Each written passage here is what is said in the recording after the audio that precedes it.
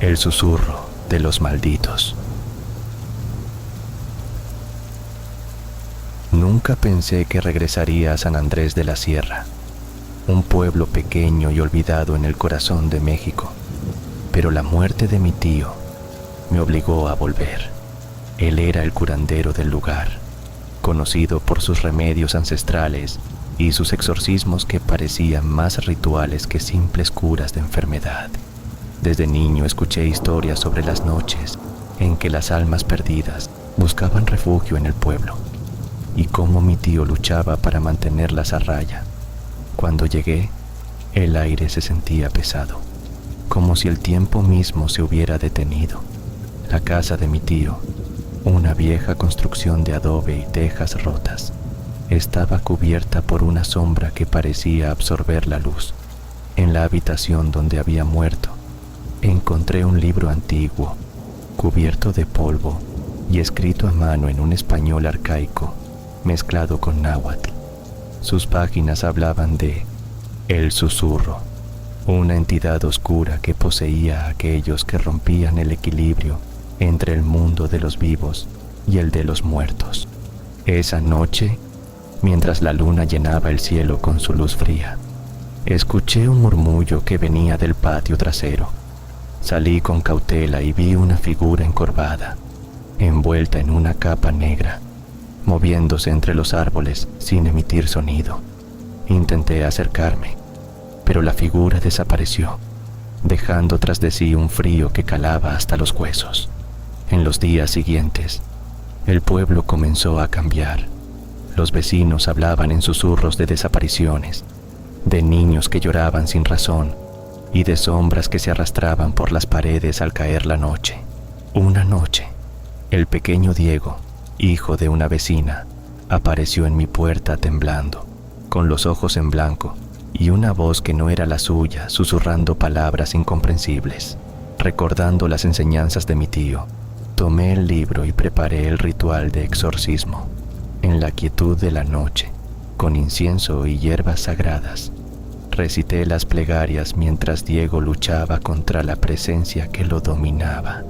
Pero el susurro no era un espíritu común, se alimentaba del miedo, creciendo con cada palabra que pronunciaba. Sentí como mi cuerpo se helaba, como una fuerza invisible me empujaba hacia atrás. Entonces, una voz grave y susurrante me habló en náhuatl, advirtiéndome que si continuaba, pagaría con mi alma. La lucha se intensificó hasta que, con un último grito, Diego cayó al suelo, libre pero agotado.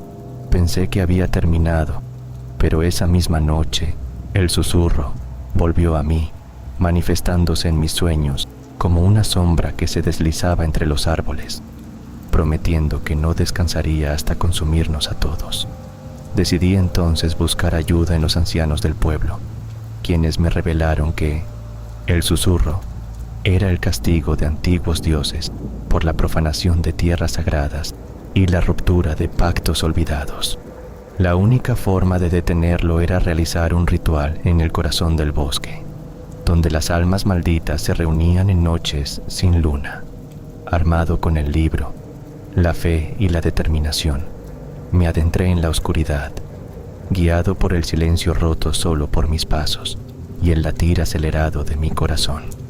En el centro del claro, encontré un círculo de piedras con símbolos grabados que brillaban con una luz tenue y espectral.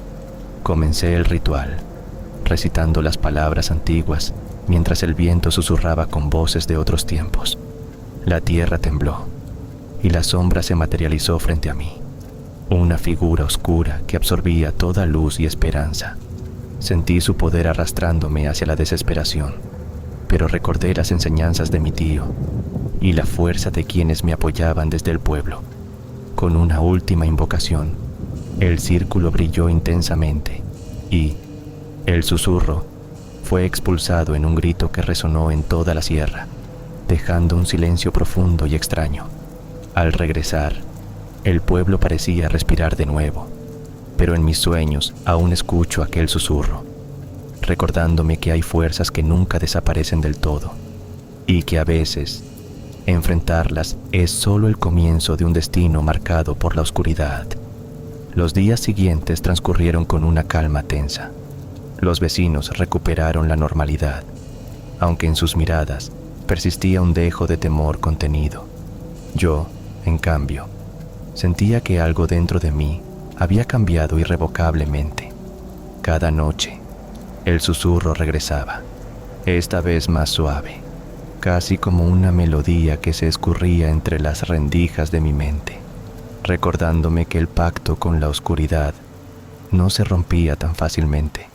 Decidí entonces consultar de nuevo el libro, buscando un último recurso, un cierre definitivo. Allí encontré una advertencia que no había visto antes. Quien convoque la luz en el corazón de la sombra deberá ofrecer en sacrificio aquello que más ama para sellar el velo entre los mundos. El peso de esas palabras me aplastó. Comprendí que el precio sería alto, quizás demasiado, pero sabía que no podía permitir que el mal regresara, que la maldición siguiera su curso. En la penumbra de mi habitación, con el libro abierto frente a mí, me preparé para enfrentar la última prueba, consciente de que, para salvar a San Andrés, tendría que renunciar a todo lo que me quedaba de humanidad.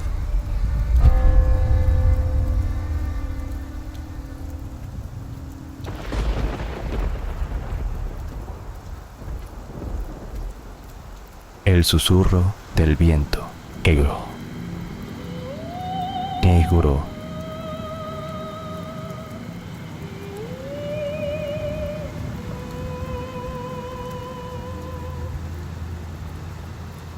En un rincón olvidado de Oaxaca, entre cerros cubiertos de niebla y caminos de piedra que parecían dibujados por la mano de los ancestros, se encontraba el pueblo de San Bartolo del Viento, un lugar donde las leyendas y el miedo se entrelazaban como las raíces de los viejos árboles que lo rodeaban. Desde niño escuché relatos sobre extrañas posesiones que asolaban a sus habitantes, especialmente cuando el viento negro soplaba con fuerza durante las noches sin luna. La historia comenzó a cobrar realidad cuando mi primo Antonio, un joven sacerdote recién ordenado, fue enviado allí para ayudar a contener la creciente ola de fenómenos inexplicables que tenían aterrada a la comunidad. Al llegar, Antonio notó que las casas se cerraban a cal y canto al caer el sol, y que las calles se llenaban de susurros que parecían venir del cerro mismo. En las primeras semanas, los casos de posesión aumentaron. Jóvenes y adultos caían en estados de trance. Sus cuerpos convulsionaban, y de sus bocas emergían palabras en idiomas que nadie entendía. Los habitantes, entre rezos y temor, clamaban por la ayuda del padre Antonio, quien aceptó el reto con una mezcla de fe y duda. Una noche, durante un exorcismo en la casa de doña Carmen, una mujer de mirada perdida y voz quebrada, el viento negro comenzó a azotar con furia las ventanas y puertas. Las velas se apagaron y una sombra oscura se deslizó por la habitación, susurrando en un tono gélido que helaba la sangre. Antonio sintió que una fuerza invisible intentaba arrebatarle el alma. Con voz firme, comenzó a recitar oraciones antiguas, pero la sombra se rió, un sonido que parecía un lamento de siglos atrapado en una sola exhalación. Al terminar, doña Carmen cayó en un profundo sueño, pero el sacerdote sabía que la batalla apenas comenzaba. Investigando con ayuda de los ancianos del pueblo, Antonio descubrió una antigua leyenda. El viento negro era un espíritu ancestral, un ente atrapado entre mundos que buscaba poseer cuerpos para liberarse y sembrar el caos. Este ser había sido encerrado siglos atrás por un grupo de hechiceros que sacrificaron sus propias vidas para sellar la maldición. Sin embargo, cada cierto tiempo, el espíritu encontraba un resquicio para despertar y tomar el control de los vivos. Para detenerlo, Antonio debía encontrar el amuleto sagrado, un relicario de obsidiana que contenía el alma de uno de esos hechiceros y que estaba perdido en las profundidades de una cueva cercana, custodiada por símbolos y trampas ancestrales. Armado con valor y la bendición del obispo, el joven sacerdote se adentró en la cueva durante un amanecer gris, la luz apenas filtrándose entre las grietas. El aire era pesado y ecos distantes reverberaban como voces del pasado. En el interior halló inscripciones en náhuatl que narraban la historia del encierro del viento negro, y al fondo, sobre un altar de piedra, reposaba el relicario. Al tomarlo, una corriente fría recorrió su cuerpo y una voz ancestral resonó dentro de su mente, advirtiéndole que el sacrificio sería inevitable. Al regresar al pueblo, la noche había caído y el viento negro soplaba con furia renovada.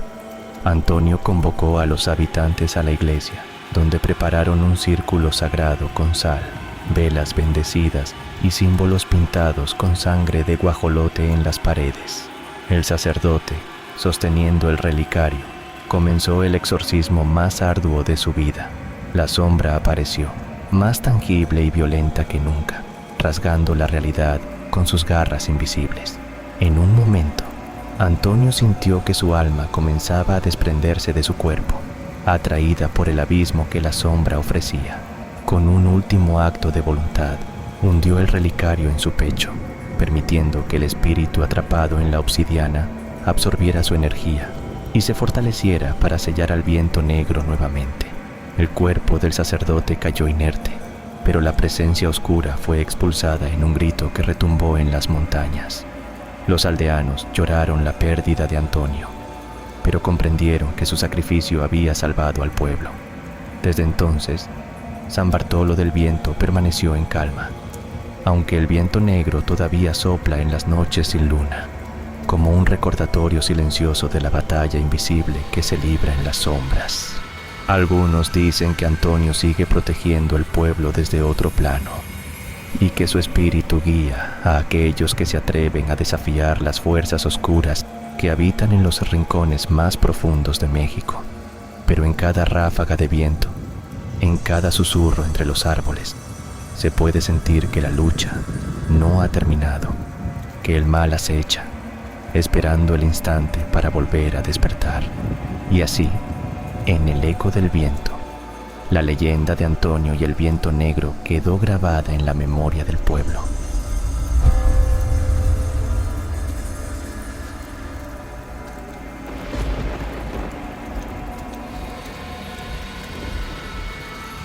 El susurro del viento en el valle.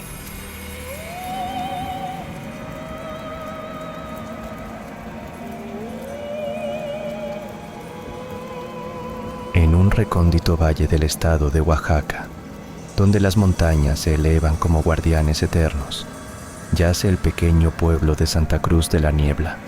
Sus habitantes son pocos, pero sus historias abundan, especialmente aquellas que hablan de presencias que no descansan. La población vive bajo una atmósfera cargada de misterio, donde el viento parece llevar voces antiguas y las sombras se alargan más allá del ocaso. Todo comenzó cuando Ana, una joven maestra recién llegada, notó que la escuela permanecía cerrada la mayoría de las tardes y que muchos niños faltaban sin explicación. Curiosa, preguntó a una anciana del lugar, quien con voz quebrada le contó sobre el mal de la noche, una aflicción que tomaba a algunos vecinos, provocando cambios inquietantes, gritos en lenguas desconocidas, movimientos violentos y una mirada perdida, como si un espíritu ajeno dominara sus cuerpos. Ana decidió quedarse para entender el fenómeno. Durante sus primeras noches, en su modesta habitación, escuchó un susurro constante, un murmullo que parecía venir del viento mismo. Al principio pensó que era el viento colándose por las rendijas, pero los susurros pronunciaban palabras claras en una lengua mixteca antigua, implorando ayuda y liberación. Con la ayuda de don Mateo, el curandero del pueblo, Ana aprendió que la causa de estas posesiones estaba ligada a un antiguo pacto roto entre los hombres y los espíritus de la montaña. Según la leyenda, hace siglos, los antepasados hicieron un trato para proteger el valle de un mal ancestral, entregando a cambio la paz de las almas errantes. Pero con el tiempo, los descendientes olvidaron el pacto y el equilibrio se rompió, dando paso a una sombra que buscaba recuperar lo perdido a través del sufrimiento de los vivos. Una noche, Ana fue testigo de una posesión. En la plaza, bajo la luz tenue de la luna, vio a una mujer convulsionarse, mientras su voz se transformaba en un coro discordante que narraba historias de traiciones y olvidos. Don Mateo y ella realizaron un exorcismo tradicional, mezclando oraciones católicas con rituales indígenas, usando copal, agua bendita y cantos ancestrales. El proceso fue arduo y peligroso. El espíritu se resistía y la oscuridad parecía querer tragarlos. Sin embargo, lograron expulsar la presencia y la mujer volvió en sí, agotada pero libre. Ana comprendió que debía ir más allá de los exorcismos aislados.